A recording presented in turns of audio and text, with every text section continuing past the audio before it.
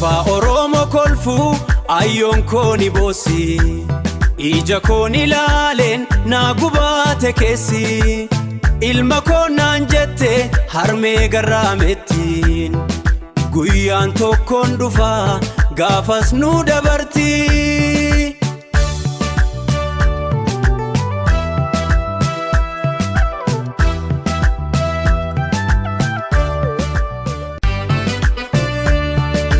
gafa oromoo kolfu